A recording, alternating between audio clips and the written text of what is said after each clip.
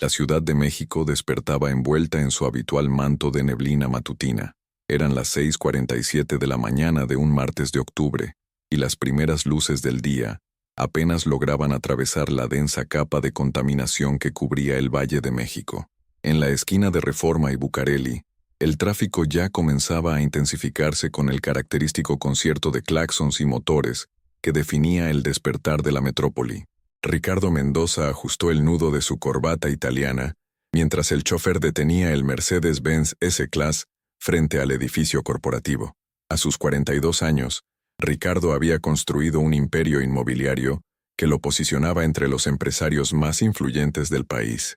Su rostro, curtido por años de negociaciones y decisiones difíciles, mostraba las líneas de expresión propias de quien había aprendido que en el mundo de los negocios, la compasión era un lujo que pocos podían permitirse. «Licenciado, ¿lo espero aquí o regreso más tarde?», preguntó Manuel, su chofer de confianza desde hacía 5 años. «Regresa a las 2. Tengo junta con los inversionistas japoneses», respondió Ricardo mientras revisaba su BlackBerry, sin levantar la vista. El aire frío de la mañana lo golpeó al salir del auto. Caminó con paso firme hacia la entrada del edificio cuando algo llamó su atención. Junto a la jardinera de la acera, parcialmente oculto entre cartones y una cobija raída, había un niño. No tendría más de 8 años, aunque la suciedad en su rostro y su extrema delgadez hacían difícil precisar su edad. Ricardo había visto cientos de niños en situación de calle durante sus recorridos por la ciudad. Era parte del paisaje urbano, una realidad incómoda que había aprendido a ignorar con la misma facilidad con la que ignoraba a los vendedores ambulantes o los limpiaparabrisas. Pero algo en ese niño lo hizo detenerse. Quizás fueron sus ojos, grandes, café oscuro, que lo miraban sin la insistencia habitual de quien pide limosna, o tal vez fue la manera en que sostenía contra su pecho un libro viejo y maltratado, como si fuera su posesión más preciada. El niño no extendió la mano, no suplicó, simplemente lo observó con una mezcla de curiosidad y cautela. «Buenos días», dijo el niño con voz clara, sorprendiendo a Ricardo. El empresario se detuvo, contrariado. Los niños de la calle generalmente se acercaban con historias ensayadas, con súplicas aprendidas. Este simplemente lo había saludado. «Buenos días», respondió Ricardo automáticamente mientras su mente procesaba la situación. «Disculpe, señor, ¿qué hora es?», preguntó el niño incorporándose ligeramente. Ricardo consultó su Rolex. «Las 7:10. Gracias. Es que estoy esperando a que abra la biblioteca pública. Abre a las 8, explicó el niño, señalando hacia el edificio al final de la cuadra. Ricardo frunció el ceño. Un niño de la calle interesado en la biblioteca era algo que no esperaba escuchar. ¿La biblioteca? ¿Para qué? El niño sonrió tímidamente. «Me gusta leer. Doña Carmen, la bibliotecaria, me deja usar los libros si no los ensucio. Estoy leyendo uno sobre los planetas. Por primera vez en mucho tiempo». Ricardo sintió que su armadura de indiferencia se agrietaba. Miró con más atención al niño. A pesar de la suciedad, sus ojos brillaban con inteligencia. El libro que sostenía era un texto escolar de segundo de primaria, sus páginas amarillentas por el tiempo. «¿Cómo te llamas?», preguntó Ricardo, sorprendiéndose a sí mismo. «Diego, señor». «¿Y tus padres, Diego?». La sonrisa del niño se desvaneció. «No tengo». «Bueno, sí tuve, pero…». Se encogió de hombros. Un gesto que pretendía restar importancia a algo evidentemente doloroso. Ricardo miró su reloj nuevamente. La junta comenzaría en 15 minutos. Los japoneses eran puntuales y no toleraban retrasos. El negocio que cerraría esa mañana representaba millones de pesos en ganancias. «¿Has desayunado?». La pregunta salió de sus labios antes de que pudiera detenerla. Diego negó con la cabeza. «Pero no se preocupe, señor. Ya me acostumbré». Esa respuesta, dicha con tanta naturalidad, golpeó a Ricardo como un puñetazo. Se acostumbró. Un niño de 8 años se había acostumbrado al hambre. «Ven conmigo», dijo Ricardo, tomando una decisión impulsiva que no era propia de él. Diego lo miró con desconfianza. «¿A dónde?». «A desayunar, hay una cafetería aquí cerca». El niño se puso de pie lentamente, aferrando su libro. Era más pequeño de lo que Ricardo había calculado. Sus ropas le quedaban grandes y estaban remendadas en varios lugares, pero caminaba con dignidad, sin la actitud servil que Ricardo esperaba. La cafetería, el portón, estaba a media cuadra. Era un lugar modesto pero limpio, frecuentado por oficinistas y trabajadores de la zona. Cuando entraron, algunos clientes miraron con disgusto mal disimulado al niño sucio que acompañaba al hombre trajeado. Ricardo ignoró las miradas y se dirigió a una mesa junto a la ventana. «Pide lo que quieras», dijo Ricardo cuando la mesera se acercó. Diego miró el menú con asombro. Sus ojos recorrían los platillos como si estuviera leyendo un texto en idioma extranjero. «¿Cuánto puedo gastar?», preguntó en voz baja.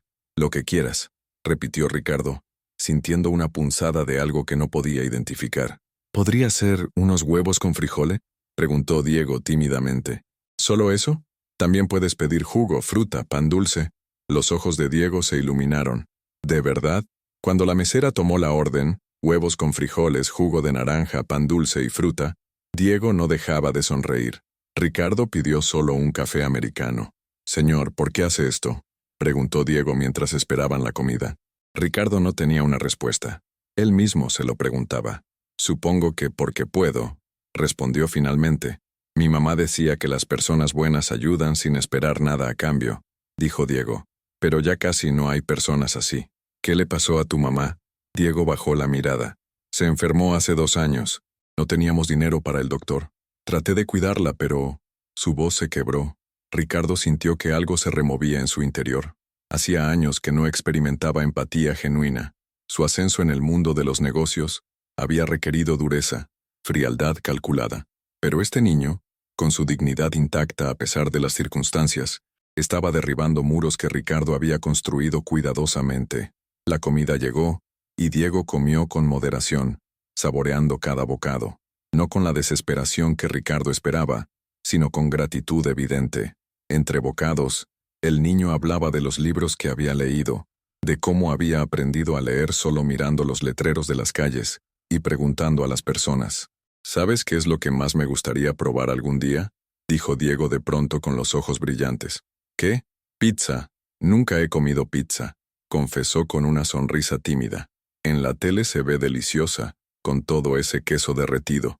Los otros niños de la calle dicen que es lo más rico del mundo». Ricardo casi se atraganta con su café. Este niño, que dormía en las calles, que había perdido a su madre, que leía libros prestados en una biblioteca pública, nunca había probado algo tan básico como una pizza. «Debe ser cara, ¿verdad?», continuó Diego. «Por eso nunca he podido comprar ni un pedazo. Pero algún día, cuando sea grande y tenga trabajo, lo primero que haré será comprarme una pizza entera». Ricardo observó al niño terminar su desayuno con cuidado, limpiando el plato con un pedazo de pan. Su mente empresarial comenzaba a procesar la situación de manera diferente. Este no era solo un niño de la calle más. Era potencial desperdiciado, inteligencia malgastada por un sistema que fallaba en proteger a los más vulnerables. Miró su reloj. La junta con los japoneses había comenzado hacía 10 minutos. Su asistente habría llamado ya varias veces.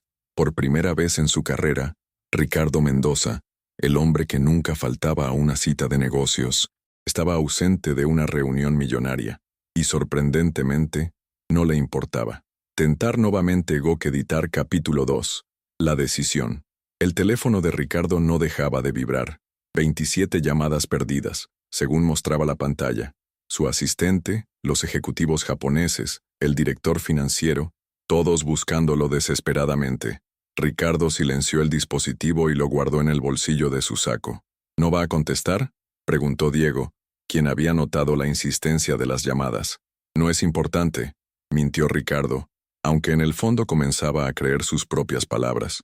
Diego lo miró con esa perspicacia que parecía impropia de su edad. «Mi mamá decía que cuando los adultos dicen que algo no es importante, generalmente es porque hay algo más importante en ese momento». Ricardo sonrió a pesar de sí mismo. «Tu mamá era una mujer sabia, la más sabia del mundo», afirmó Diego con orgullo. «Trabajaba limpiando casas, pero siempre me decía que el trabajo no define a la persona, sino cómo trata a los demás». La mesera se acercó para retirar los platos vacíos. Diego le agradeció con tanta cortesía que la mujer, quien inicialmente lo había mirado con recelo, le sonrió con genuina calidez. «¿Dónde duermes?», preguntó Ricardo, volviendo a la cruda realidad. «Depende del día. A veces en el parque Alameda, cuando los policías no nos corren». Otras veces aquí cerca, en la entrada del metro. Pero mi lugar favorito es atrás de la biblioteca, porque puedo leer con la luz del letrero hasta que me da sueño. Ricardo procesó la información. Un niño de 8 años navegando solo las peligrosas calles de la Ciudad de México, encontrando refugio donde podía, aferrándose a los libros como única escapatoria de una realidad brutal. ¿Y la escuela? Diego bajó la mirada. Fui hasta primero, pero cuando mamá se enfermó, tuve que dejar de ir. No tenía para los útiles, y los otros niños se burlaban porque mi uniforme estaba roto. Además, necesitaba cuidarla. ¿No hay familiares? ¿Alguien que pudiera ayudarte? Mi abuela vive en Oaxaca, pero está muy viejita. No quise ser una carga para ella. Y mi papá, Diego se encogió de hombros. Se fue cuando yo era bebé. Mamá nunca hablaba de él. Ricardo pagó la cuenta y ambos salieron de la cafetería. El sol ya había ganado fuerza, disipando la neblina matutina. La ciudad bullía con su ritmo frenético habitual, vendedores ambulantes pregonando sus mercancías, el metro expulsando oleadas de personas, el tráfico en su sempiterno caos. «Gracias por el desayuno, señor», dijo Diego preparándose para despedirse. «Fue el mejor que he tenido en mucho tiempo». «Espera», lo detuvo Ricardo. «¿Qué planes tienes para hoy?» «Iré a la biblioteca hasta que cierre. Luego tal vez al parque. Don José, el de los tamales, a veces me regala uno al final del día si le ayudo a limpiar». Ricardo tomó una decisión que sabía cambiaría su día, y posiblemente mucho más. «Ven conmigo. Quiero mostrarte algo». Diego lo siguió con cautela mientras caminaban hacia el estacionamiento del edificio corporativo. Cuando Ricardo le indicó que subiera al Mercedes-Benz que Manuel había traído, el niño se quedó paralizado. «No puedo subir ahí, señor. Voy a ensuciar los asientos». «Los asientos se limpian», respondió Ricardo abriendo la puerta. «Sube». El interior del auto dejó a Diego sin habla. Tocaba el cuero de los asientos con reverencia, como si temiera romper algo. Manuel, el chofer, observó por el retrovisor con curiosidad mal disimulada. «¿A dónde, licenciado?», preguntó. Ricardo lo pensó un momento. «A Plaza Universidad, al restaurante italiano del tercer piso». Durante el trayecto, Diego miraba por la ventana con fascinación, comentando sobre edificios que conocía, calles por las que había caminado, lugares donde había encontrado comida o refugio. Su conocimiento de la ciudad era el de alguien que la había recorrido a pie, que conocía sus rincones más oscuros y también los más generosos. «¿Por qué no llamó a la policía cuando murió su mamá?», preguntó Manuel desde el asiento del conductor, su tono más suave que de costumbre. «Lo hice», respondió Diego, «pero dijeron que me llevarían a un albergue. Conocí niños que escaparon de esos lugares. Dicen que son horribles, que te pegan, que hay niños malos que te quitan todo. Preferí la calle». Ricardo sintió una mezcla de rabia e impotencia. El sistema diseñado para proteger a los más vulnerables fallaba tan estrepitosamente que un niño de 8 años prefería los peligros de la calle a la supuesta protección institucional. Llegaron a Plaza Universidad, uno de los centros comerciales más exclusivos de la zona sur. Diego caminaba junto a Ricardo como si pisara nubes, maravillado por las tiendas iluminadas, las escaleras eléctricas, la fuente central. Algunas personas los miraban con extrañeza. El ejecutivo impecable y el niño harapiento formaban una pareja inverosímil.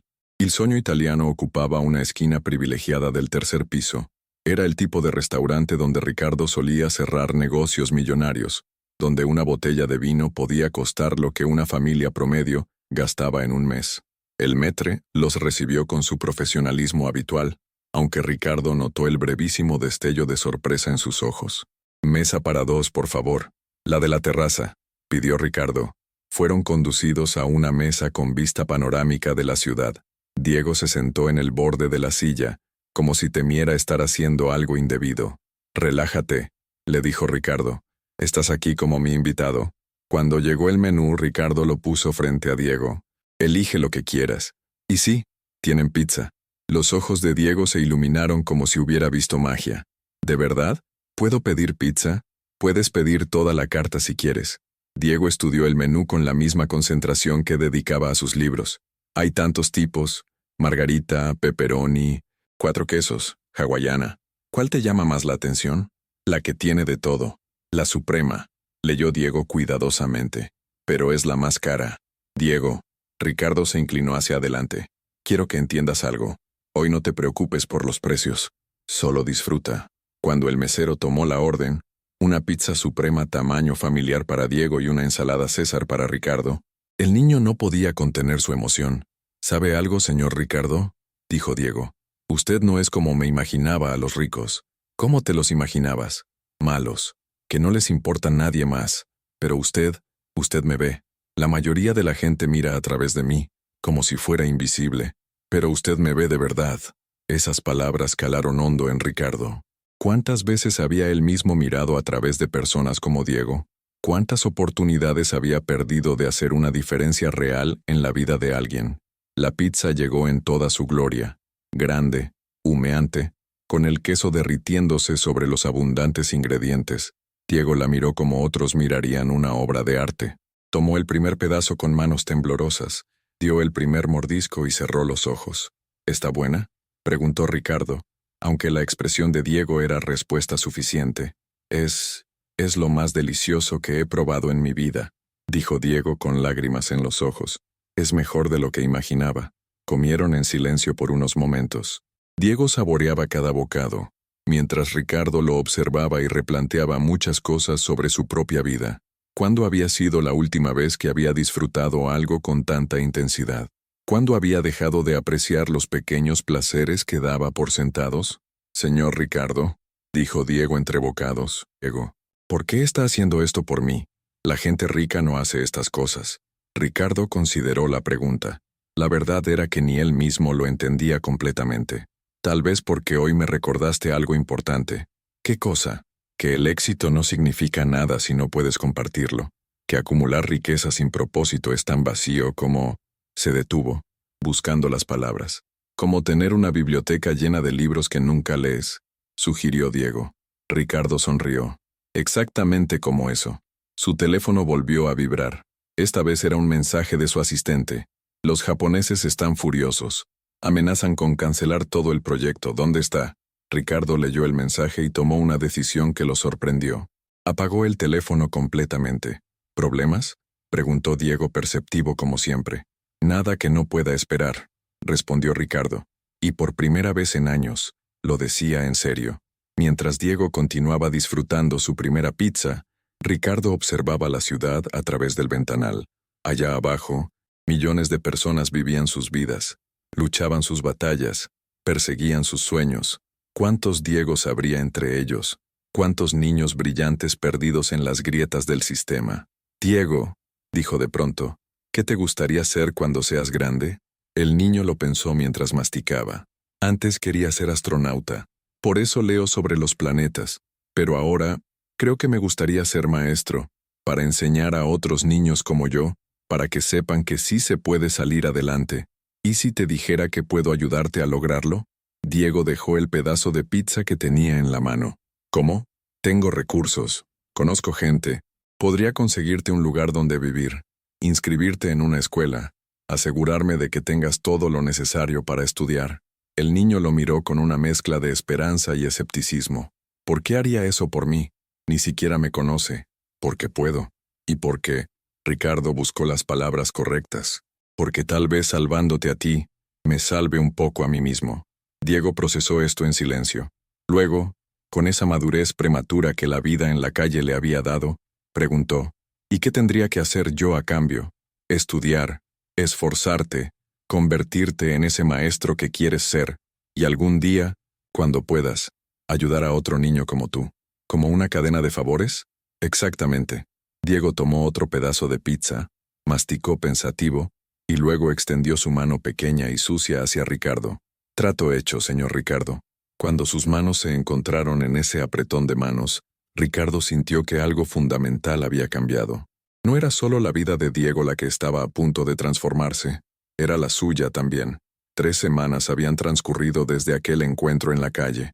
La oficina de Ricardo Mendoza en el piso 27 del Torre Ejecutiva había sido testigo de cambios que ninguno de sus empleados podía explicar. El hombre que antes llegaba primero y se iba último, que vivía para cerrar negocios y multiplicar cifras, ahora salía puntualmente a las 6 de la tarde y rechazaba reuniones que antes habría considerado sagradas. Licenciado, los inversionistas de Monterrey insisten en reunirse con usted mañana, informó Patricia, su asistente ejecutiva, desde el umbral de la puerta. Innocent. Diles que no puedo. Tengo un compromiso importante, respondió Ricardo sin levantar la vista de los documentos que revisaba. Pero señor, es el proyecto del desarrollo habitacional. Hemos trabajado en esto durante meses. Ricardo finalmente la miró. Patricia, ¿tienes hijos? La pregunta tomó por sorpresa a la mujer. Sí, 2. Una niña de 10 y un niño de 7. ¿Y cuándo fue la última vez que fuiste a una junta de padres en su escuela? Patricia se removió incómoda. Bueno, con el trabajo, hace como 6 meses. Reprograma la reunión para la próxima semana. Y tú tómate mañana la tarde libre. Ve a la escuela de tus hijos, pregunta cómo van, conoce a sus maestros. Pero licenciado, es una orden, dijo Ricardo con una sonrisa que Patricia no le había visto antes. Cuando su asistente salió, desconcertada, Ricardo volvió su atención a los papeles sobre su escritorio. No eran contratos ni proyecciones financieras. Era la documentación de inscripción de Diego en el Colegio Alejandro von Humboldt, una de las mejores escuelas privadas de la ciudad. El proceso no había sido sencillo. Un niño sin documentos, sin historial académico formal, sin familia que respondiera por él, no era el candidato típico para una institución de élite. Pero Ricardo había movido sus influencias, había pagado lo necesario, y sobre todo, había peleado cada batalla burocrática con una determinación que usualmente reservaba para sus negociaciones más importantes. Su teléfono sonó. Era el número del departamento que había rentado en Polanco para Diego y Esperanza, la mujer que había contratado como tutora y cuidadora. Bueno, señor Mendoza, la voz cálida de Esperanza llegó a través de la línea. Solo llamaba para avisarle que Diego ya terminó sus tareas. Pregunta si vendrá a cenar hoy. Ricardo miró su agenda. Tenía una cena con potenciales socios coreanos en el restaurante Pugol, un negocio que podría representar millones. Dile que estaré ahí en 1 hora. Y Esperanza, no cocines. Pasaré por pizzas. Escuchó la risa del niño al fondo, y algo cálido se expandió en su pecho. 1 hora después, Ricardo entraba al departamento con 2 cajas de pizza. Era un lugar modesto para sus estándares. 3 recámaras, bien iluminado en un edificio seguro, pero para Diego era un palacio. Señor Ricardo, el niño corrió a recibirlo, pero se detuvo a medio camino, cohibido. A pesar de las semanas transcurridas, aún no se acostumbraba a las demostraciones de afecto. Ven acá, dijo Ricardo abriendo los brazos. Diego se acercó lentamente y aceptó el abrazo. Era un progreso. Las primeras veces el niño se había puesto rígido, sin saber cómo responder al contacto físico que no fuera violento. ¿Cómo estuvo la escuela hoy?, preguntó Ricardo mientras se dirigían al comedor. Increíble. Los ojos de Diego brillaban. En clase de ciencias hablamos sobre el sistema solar.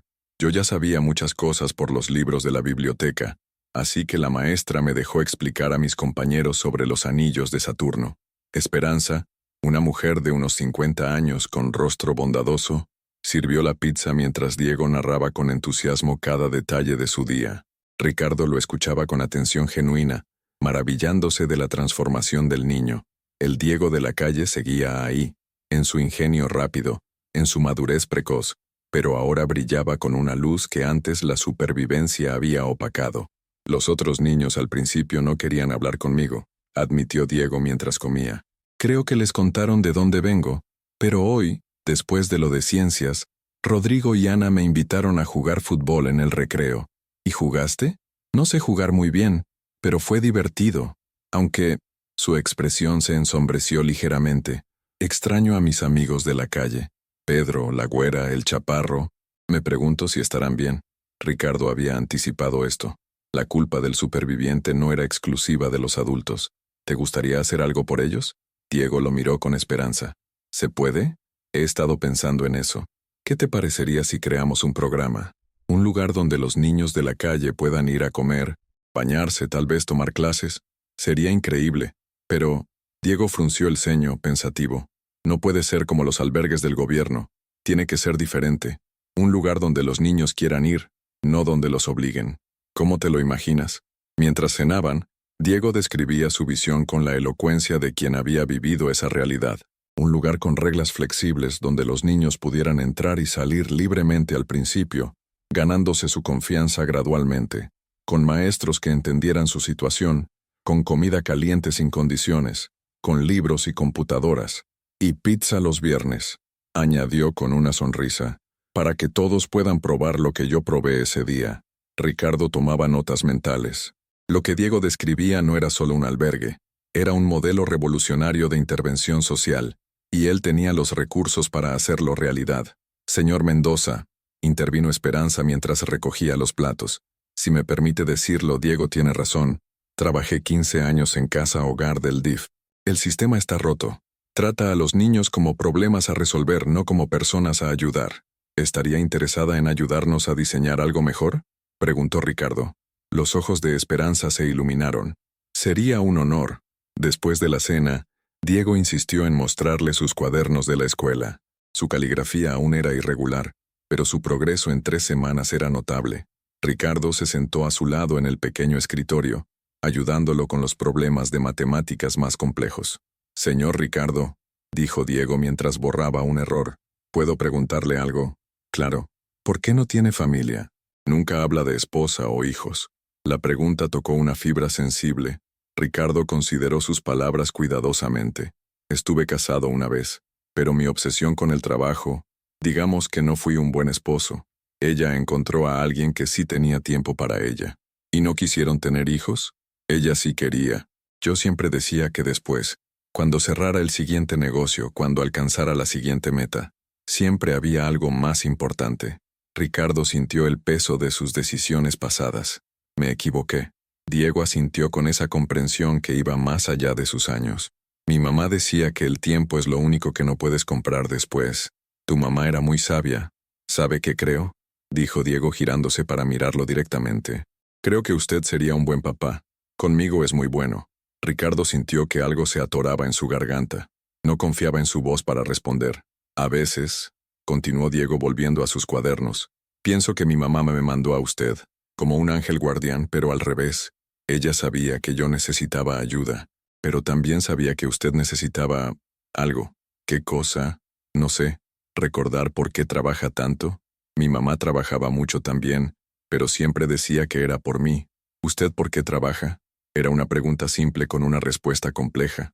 Ricardo había trabajado por ambición, por poder, por demostrar que podía, pero últimamente, creo que ahora trabajo por ti, admitió, y por todos los niños como tú que podamos ayudar. Diego sonrió y volvió a sus matemáticas. El silencio que siguió no era incómodo, era el tipo de silencio que existe entre familia. El teléfono de Ricardo vibró. Un mensaje de los socios coreanos. Su ausencia es inaceptable. Consideramos terminadas las negociaciones. Ricardo leyó el mensaje y, sin dudarlo, borró el contacto. Había perdido un negocio millonario y no le importaba en lo absoluto. ¿Todo bien?, preguntó Diego notando su distracción. Todo perfecto, respondió Ricardo, y lo decía en serio.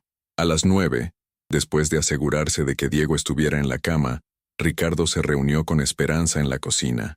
Es un niño extraordinario, dijo ella mientras preparaba té. Su capacidad de adaptación, su inteligencia, pero también veo las cicatrices. Tiene pesadillas algunas noches.